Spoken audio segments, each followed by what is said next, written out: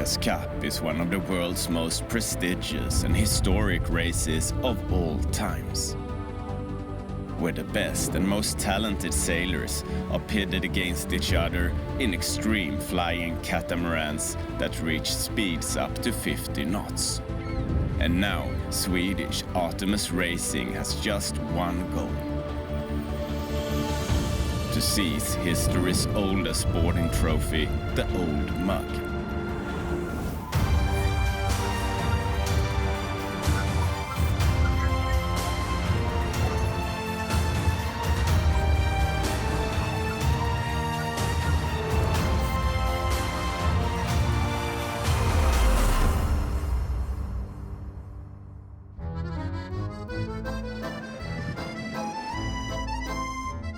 This year's fifth event of the Louis Vuitton America's Cup World Series was held in Toulon in southeastern France, barely an hour's drive from Marseille.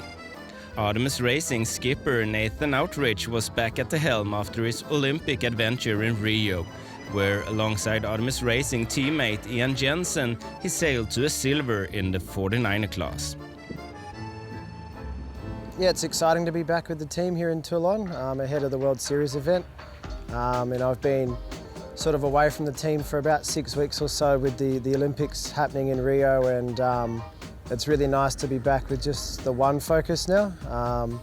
The Rio was a very good campaign in the end with a silver medal, and I think Goobs and myself are very happy to just have the one focus now. And I've spent about a week in Bermuda with the guys and preparing for this event, and we got here nice and early to get through the jet lag, and we're pretty relaxed and looking forward to racing.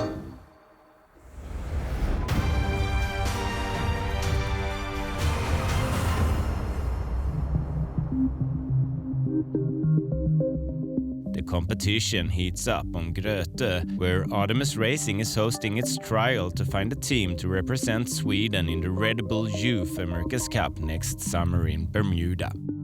The group of 25 will soon be cut down to 9.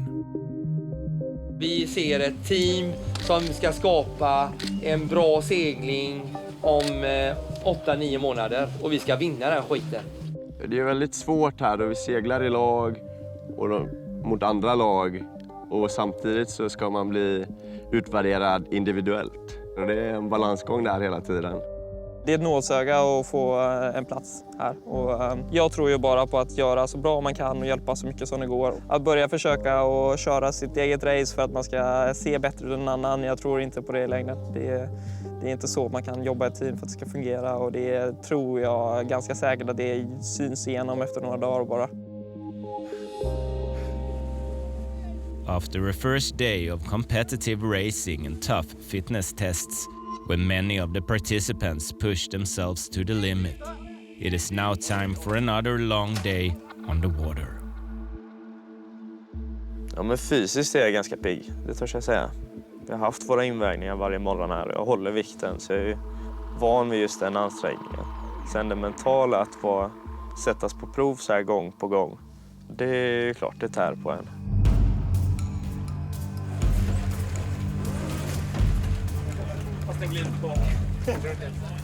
In Bermuda, the team will compete in the foiling AC45.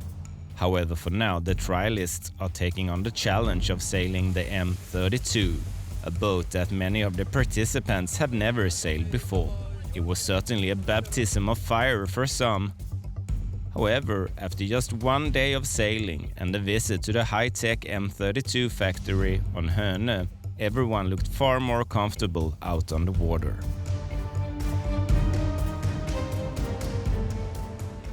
Den stora skillnaden när dag 2 började var ju att allting började sätta sig. Nivån på seglingen var mycket bättre, killarna presterade och vi kunde verkligen börja racea.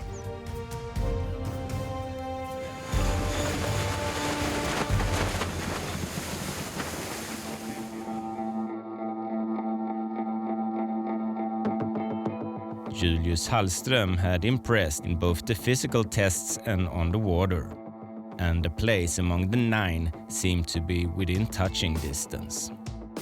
Det var som en regatta som vi gjorde nu, så Björn och Fredrik la lite press på oss. Så jag antar att de ville se hur vi agerade under press när vi raceade. Och den gick också väldigt bra. Vi lyckades vinna den också med mitt lag då. Ja, Julius är ju en kille som vi har sett över en längre tid. Har just den här viljan att gå hela vägen. När han får möjligheten så tar han chansen.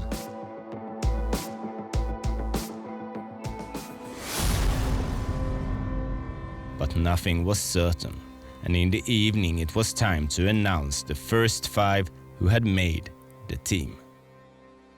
Det har varit en enormt bra utveckling på er gubbar och tjejer. Och nu först ska vi ta nummer 1 på listan.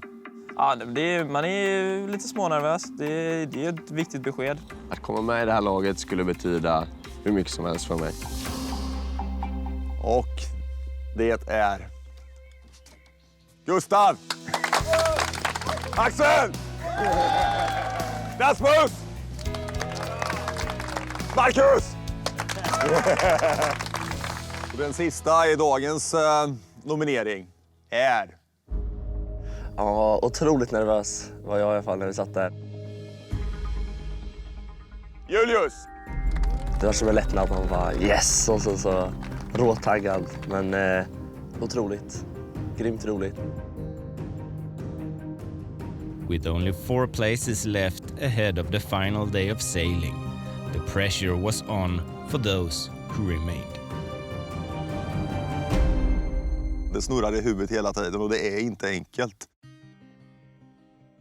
För man måste värdera så många punkter på vardera individ. Och nu är det ju det svåra kvar egentligen, det är att ta ut de sista 4 stycken. Där är det riktigt knivigt alltså. Ja, det blir en tuff dag idag. Gustav Larsson and Marcus Höglander, both on the verge of a place in the team. Ja, jag lyckades sova lite i natt, men det är ett seglingspass kvar. Och det säger sig självt att det är bara att gasa järnet. Det finns inte så mycket att göra. Jag tycker jag har gjort mitt bästa och presterat bra. Sen gäller det bara att ge järnet nu, sista förmiddagen här.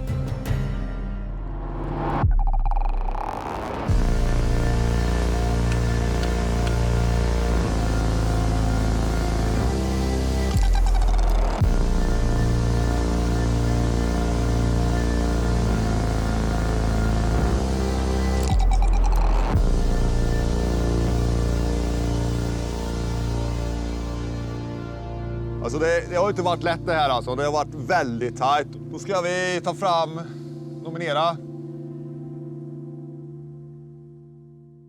Fritte. Eddie. Pontus.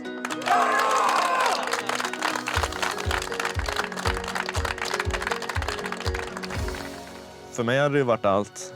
Det är starten på en proffskarriär. Det hade varit en dröm. Ja, det är en chans man får en gång i livet. Nummer 4.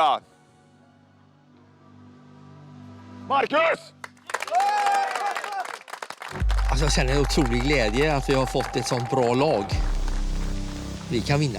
Och vi har ett helt år på oss nästan att vi ska få ihop detta. Och Artemis ger oss sådana möjligheter att vi kan lyckas.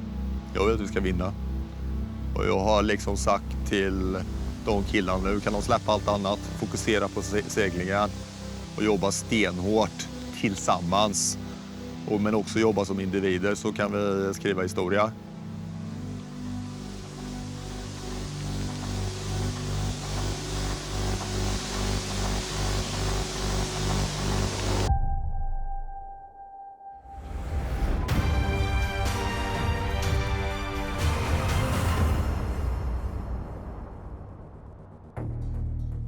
As expected, the teams were greeted by light winds on the French Riviera.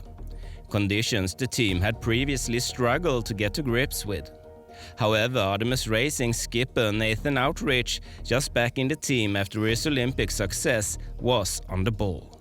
In race 1, he showed just why he is considered one of the very best sailors in the world. But it is the Swedes who are setting the pace here in Toulon, recovering nicely after what was not a happy regatta in Portsmouth last month. missing Nathan Attridge. Maybe he's made all the difference here in France on the south coast. It is Artemis Racing who crossed the line for race number 1 with the win in their pocket. Another victory and a third place on the first day left Nathan Attridge and Artemis Racing as hot favorites for the overall regatta victory. We're still working on this consistency of top 3 every race, and we did exactly that. So very good start, and we know we've got a big day tomorrow, and so at least we've put ourselves in a good position going into tomorrow's racing. Day 2 was another superb display by the Swedish boats.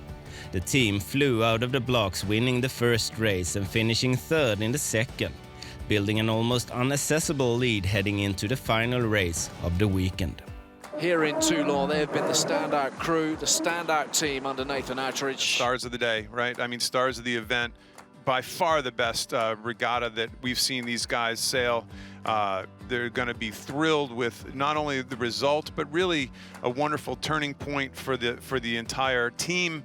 A lot of hard work. They got their boy back from Rio. Great job. This was Artemis Racing's third regatta win in the Louis Vuitton America's Cup World Series, equal with the overall leader Land Rover Bar. Yeah, it was a great weekend. It was extremely tough in such light conditions, and great for the team to bounce back after a tough event in Portsmouth. And to be honest, I'm just so happy to be back here with the boys and racing at the level we did this weekend.